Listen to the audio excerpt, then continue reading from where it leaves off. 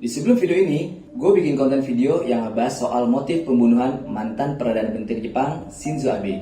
Pembunuhan orang politik nomor 1 di Jepang ini ternyata menyeret sekte keagamaan, Pak. Jauh banget dari dugaan orang-orang yang dikira motifnya adalah politik. Kenapa gue mau singgung masalah motif pembunuhan Shinzo Abe di video sebelumnya? Karena di video ini gue mau coba ngebahas sekte keagamaan di Jepang selain gereja unifikasi. Makanya gue mau nyaranin buat kalian yang belum nonton video motif pembunuhan Shinzo Abe, lu bisa tonton kisahnya di link yang gue taruh di deskripsi. Kalau ngomongin soal sekte keagamaan, sebenarnya gak usah jauh-jauh ke Jepang. Di Indonesia juga banyak. Tapi masalahnya di Jepang sama di Indonesia ini beda banget soal menyikapi setiap sekte keagamaan yang muncul, Pak. Yang terbaru kalau nggak salah waktu itu muncul yang namanya Gerakan Fajar Nusantara atau yang disingkat dengan Gavatar. Intinya sekte ini tuh basicnya itu Islam. Mau masuk ke sekte itu ajarannya juga sama, harus syahadat juga. Tapi isinya beda banget, Pak, dari apa ajaran Islam yang sesungguhnya. Contohnya nih ya, Nabi versi Gavatar ini bukan Nabi Muhammad, melainkan Ahmad Muzadek. Sama kayak gereja unifikasi di Jepang, basic agamanya itu Kristen, tapi ajarannya jauh banget dari Kristen itu sendiri. Dan pendirinya pun yang bernama Sun Myung Moon mengklaim dirinya adalah penerus dari Yesus. Udah, gue jadi spoiler kontenku sendiri ya kan. Udah. Buat yang belum nonton, silakan klik di link deskripsi yang gue taruh di bawah tentang motif pembunuhan mantan Perdana Menteri Jepang Shinzo Abe. Terus gimana sekte keagamaan Gavatar di Indonesia? Wah, habis-habisan, Pak, di demo dan hujat. Pemimpinnya udah di penjara tuh sekarang. Tapi beda nasibnya sama gereja unifikasi. Sekte keagamaan ini pun tumbuh subur di Jepang. Pemerintah Jepang nggak nganggap kalau sekte ini tuh sesat. Kenapa? Banyak faktornya, Pak. Kalau gue bahas secara detail bisa panjang kali lebar. Tapi intinya, lo mau ngaku jadi nabi sekalipun, bikin ritual kayak gimana pun, atau lu punya kepercayaan bahwa portal komplek adalah penyelamat hidup lo yang harus disembah, ya boleh-boleh aja. Selama sekte lu nggak mengandung unsur kriminal dan mengajarkan yang namanya kasih sayang serta kedamaian. Gereja unifikasi emang ikut keseret kasus pembunuhan Shinzo Abe, tapi itu cuma motif si pelaku pembunuh, bukan dari ajaran dari sekte tersebut, Pak. Ajaran atau ritual gereja unifikasi ini masih dibilang ya normal-normal aja, nggak radikal ataupun ekstrim. Di Jepang pernah ada sekte keagamaan yang berkembang pesat juga, sama kayak gereja unifikasi, sekte pemuja hari kiamat. Wah, serem gak tuh? Sekte ini awalnya cuma kelompok-kelompok kecil, Pak. Terus tumbuh jadi besar dan perlahan menjadi radikal atau ekstremis. Ada juga sekte yang muncul dengan pemikirannya yang nyeleneh dan absurd banget. Penasaran sama kisahnya? Bareng gue Jovelani, kita ulas di video kali ini.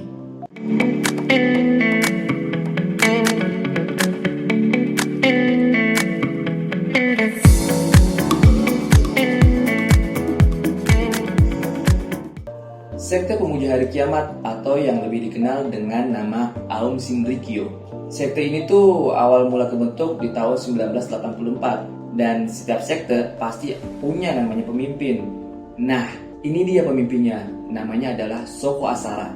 Aum itu artinya adalah alam semesta, sedangkan Shinrikyo artinya adalah agama kebenaran.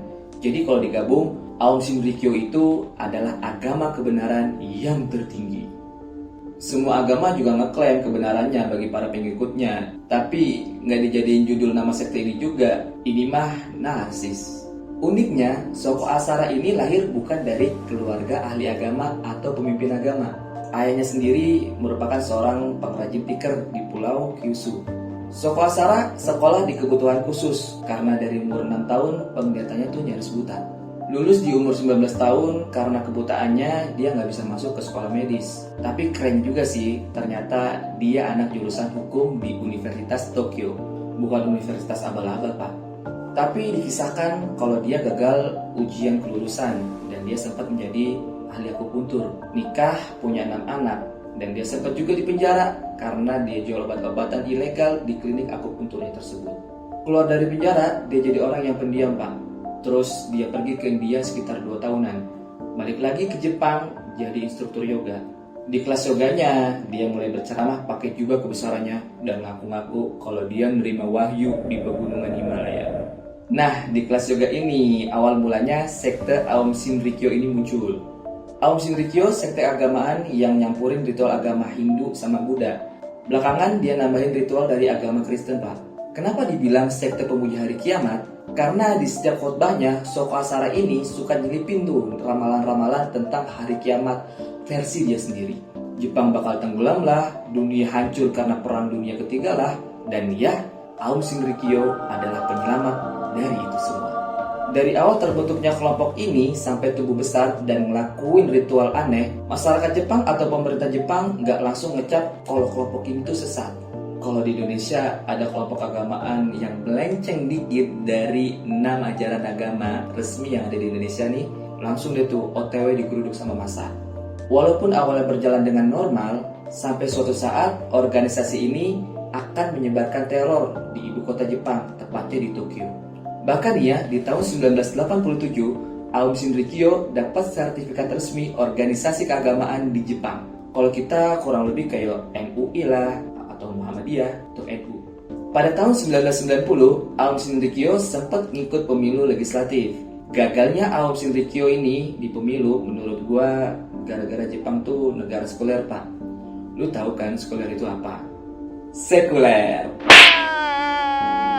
Sekuler itu intinya memisahkan agama dari kehidupan bernegara. Contohnya adalah KK dan KTP di Jepang itu nggak ada yang namanya kolom agama, Pak. Dan sekolah-sekolah di Jepang pun nggak ada yang namanya pelajaran agama. Waktu itu masyarakat Jepang tahu banget organisasi apa itu Aum Shinrikyo. Jadi ketika dia maju ke dalam pemilu, ya nggak laku. Walaupun buta, Soko Asara gua akuin sebagai pencuci otak yang berbakat. Bahkan dia mampu untuk mempengaruhi para pemuda, termasuk dokter serta ahli kimia. Paling banyak pengikut sekte ini tuh berasal dari kalangan mahasiswa universitas yang lagi tertekan-tekannya nih sama tugas kuliahnya, ya kan. Tiba-tiba Soko Asara datang menawarkan ketenangan batin. Hai mahasiswa, buanglah makalahmu, ikutlah bersamaku. Iye, sama-sama gemate orang. Makin besar, Soko Asara makin jumawa, Pak. Dia bilang dunia bakalan kiamat. Setelah itu bakal tercipta masyarakat madani yang baru di bawah kepemimpinannya. Buat mempercepat ramalannya, Soko Asara pun ngeluarin sabda buat ngelakuin pembunuhan massal warga Jepang. Gila nggak tuh? Banyaknya pengikut bukan berarti semuanya manggut-manggut aja apapun yang diperintah oleh Soko Asara. Anggota yang mutusin buat keluar, nasibnya berakhir tragis, Pak. Banyak yang diculik, disiksa, atau bahkan dibunuh. Salah satu anggotanya seorang pengacara bernama Tsutsumi Sakamoto. Dia mutusin keluar dari sekte ini. Tsutsumi Sakamoto dan istrinya serta anaknya yang masih bayi itu pun ikut dibunuh, Pak, oleh para pengikut dari Aum Shinrikyo. Bulan Maret tahun 1995, hari penghakiman sekte Aum Shinrikyo di Jepang itu terjadi. 5 serangan dikoordinasi dengan baik dan berbarengan. Para pelaku ngelepasin gas sarin atau gas beracun di 3 jalur kereta Tokyo saat jam-jam sibuk. Gak usah di Jepang deh, di Indonesia aja lu tahu sendiri kan gimana keadaannya stasiun kalau lagi jam berangkat atau jam pulang kerja. Terus tiba-tiba aja ada yang buang gas beracun, ya ambiar. Total 13 orang tewas dan ratusan orang terluka, Pak. Bahkan sampai ada yang cacat permanen. Dan serangan ini adalah teror kedua. Loh, emang ada yang pertama? Ada, tapi nggak seheboh yang kedua ini, Pak. Serangan pertama sekte Aum Shinrikyo ditujuin ke para hakim pengadilan kota Matsumoto, prefektur Nagano. Serangan pertama ada 2 tujuan. Pertama, buat ngebunuh para hakim pengadilan yang mutusin kalau sekte Aum Shinrikyo ini sesat. Dan tujuan yang kedua, ya buat nyari tahu efektif atau enggaknya nih gas beracun buat serangan teror selanjutnya di stasiun bawah tanah kota Tokyo. Serangan pertama berhasil ngebunuh sekitar 8 orang. Lu tahu nggak gilanya dari serangan pertama? Jadi sebenarnya pelaku ini mau buang gas sarin ini ke gedung pengadilan, tapi karena aksesnya ditutup, mereka langsung ubah rencananya tersebut. Dan akhirnya mereka punya rencana buat ngelakuin serangannya dan melempar gas sarin tersebut ke apartemen tempat para hakim kota ini tinggal. Akibatnya bukan hakimnya aja yang tewas, Pak. Banyak dari penghuni apartemen ini tewas dan ratusan orang lainnya terluka. Sehari setelah serangan, ikan-ikan mati di kolam dekat lokasi kejadian. Mayat anjing, burung, ulat, serangga, semuanya mati dalam jarak radius 150 meter dari apartemen. Rumput, daun pohon layu, dan berubah warna di lokasi gas sarin dibuang. Gokil banget nggak tuh efeknya? Jadi, buat lo yang suka nunjuk-nunjuk sambil ngomel kalau ada temen lo yang kentut dan kentutnya tuh bau banget, please, gue mohon berhenti sekarang juga. Temen lo tuh baru aja ngeluarin gas berbau, bukan gas beracun kayak gas sarin ini. Peristiwa ini menjadi serangan teroris paling mematikan yang pernah ada di negara Jepang. Soko Asara berhasil ditangkap pada tahun itu juga. Tapi pemimpin sekte sesat ini baru dieksekusi mati pada tahun 2018 bersama 6 anggota senior Aum Shinrikyo lainnya. Di hari eksekusi pemimpin sekte ini di Jepang tuh sampai harus siaga satu, Pak. Butuh waktu 23 tahun pengadilan Jepang itu nyelesain para anggotanya yang bersalah. Selama itu juga polisi Jepang memantau nih gerak-gerik dari anggota kelompoknya yang tersisa. Dan bener aja, Pak, manusia tuh boleh mati, tapi ideologinya bakal terus hidup sepanjang zaman. Sekte Aum Shinrikyo masih ada, pecahan kelompoknya merubah namanya jadi Alep, dan ada juga pecahan kecil yang menamakan dirinya sebagai Hikari Noa. Kelompok ini tuh ngomongnya sih nggak ada kaitannya sama kejahatan pemimpin mereka yang sebelumnya. Tapi gila aja, mereka ngomong nggak ada kaitannya, tapi ritualnya aja masih di depan foto Soko Asara sambil dengerin ceramahnya jadi pengiring yoga. Yoga diiringi lagu relaksasi? No. Yoga diiringi ceramah Soko Asara? Yes. Walaupun Aum Shinrikyo ditetapkan sebagai organisasi teroris oleh Jepang, Amerika Serikat, dan banyak negara lainnya, tapi sisa anggotanya tuh membentuk kelompok baru, Alep dan Hikari Noa. Keduanya masih legal, Pak, di Jepang. Setelah redupnya kelompok Aum Shinrikyo yang percaya bahwa ramalan hari kiamat versi pemimpinnya, kelompok lain pun yang sejenis muncul lagi. Perlu digarisbawahi bahwa kelompok ini tuh bukan sekte keagamaan. Mereka tuh kayak kelompok ilmuwan gitu. Kelompok ini sebenarnya udah kebentuk dari tahun 1970, jauh sebelum Aum Shinrikyo itu muncul. Kelihatannya sih nggak ada kaitannya sama Aum Shinrikyo ya. Tapi nanti di tahun 2023, kelompok laboratorium Panawave ini muncul ke permukaan dan bikin masyarakat Jepang tuh heboh juga parno. Kelompok ilmuwan apa yang dihebohin? Masalahnya kelompok Panawave ini terobsesi sama datangnya hari kiamat, Pak. Mirip ajaran sekte Aum Shinrikyo. Obsesi ini jadi bikin mereka tuh nyari tahu gimana dan kapan terjadinya kiamat itu. Kita pribadi mah yakin hari kiamat itu pasti dan bakalan datang. Tapi nggak sampai kita nyari tahu juga ya kapan waktunya dan apa yang mesti kita lakuin kalau kiamat itu datang. Yang ada kalau kiamat datang mah kita lebih ke pasrah aja kali ya dan nyiapin amalan-amalan kebaikan buat di akhirat nanti. Tapi laboratorium Panawave ini udah nyiapin diri dari hari kiamat pakai sains versi mereka. Pendiri sekte ini bernama Yuko Chino. Dia nggak sendirian, Pak. Dia juga punya banyak pengikutnya sama kayak Aum Shinrikyo. Mereka yakin kalau ada planet ke-10 yang bakalan datang ke tata surya kita nih, bikin medan magnet kita itu kacau. Wah, planet-planet ini terus bertuburkan. Gue bukan pengikutnya ya, tapi di sini gue ngerasa kayak nggak terlalu aneh sih sama teori mereka. Jangankan Yuko Chino, Hollywood aja bikin film tuh ya bertemakan tentang kiamat. Masalahnya keanehan organisasi Panawave ini bukan cuma sampai sini aja, Pak. Mereka tuh yakin kalau negara Uni Soviet mengirim gelombang elektromagnetik buat ngelemahin fisik orang-orang yang ada di Jepang. Makanya nama kelompoknya ada wave-nya gitu. Tahun 1970-an emang lagi panas-panasnya perang dingin antara Amerika Serikat dengan Uni Soviet. Gelombang elektromagnetik yang Uni Soviet kirim menurut klaim mereka mengakibatin perubahan iklim, kerusakan lingkungan, dan menimbulkan penyakit. Nah, si Yuko Chino ini dan beberapa para anggota Panawave lainnya ternyata udah divonis kanker.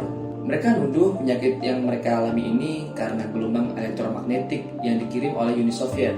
Gokil nggak tuh? Gue penasaran ya, kalau misalkan anggotanya ada yang kena bisulan nih, mereka tuh nuduh nggak ya kalau bisulan itu terjadi gara-gara kiriman dari Uni Soviet? Kira-kira tahun 1990-an, para pengikut Panawave ini mulai pakai seragam khusus yang kayak gini nih, Pak. Mirip dokter atau peneliti-peneliti gitu kan. Sebutan kelompok ini tuh laboratorium Panawave. Terus di mana laboratoriumnya? Mobil-mobil berwarna putih yang ada titik-titiknya ini adalah laboratorium mereka. Dan mereka yakin seragam dan warna putih ini bisa melindungi mereka dari gelombang elektromagnetik. Sejak awal dibuat, kelompok ini tuh emang suka berpindah-pindah. Makanya laboratorium mereka tuh dibuat di mobil. Mereka serombongan tuh selalu pindah dari desa ke desa buat nyari lokasi yang bebas dari radiasi. Apa dari kalian masih ada yang belum ngerasa aneh sama sekte ini? gue tambahin lagi nih kekocakannya. Setelah kasus teror pembantaian Aum Shinrikyo di stasiun bawah tanah tahun 1995, tahun 2003 sekte Panawave ini muncul ke permukaan dan bikin masyarakat Tokyo itu heboh. Jadi ceritanya ada peristiwa langka nih ketika ada anjing laut dari benua Arktik yang muncul di sungai Tokyo. Para anggota Panawave ini mau ngambil anjing laut tersebut, walaupun akhirnya usaha mereka pun gagal.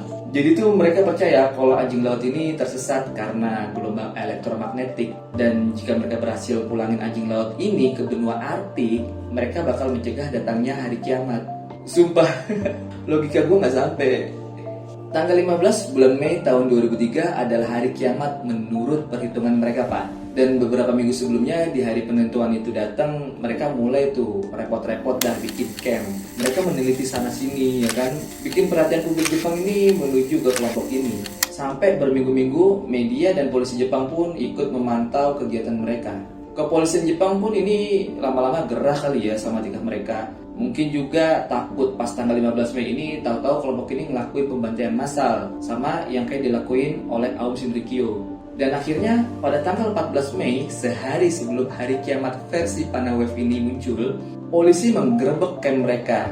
Tapi polisi nggak nemuin adanya alat atau bahan yang berbahaya yang mereka bawa.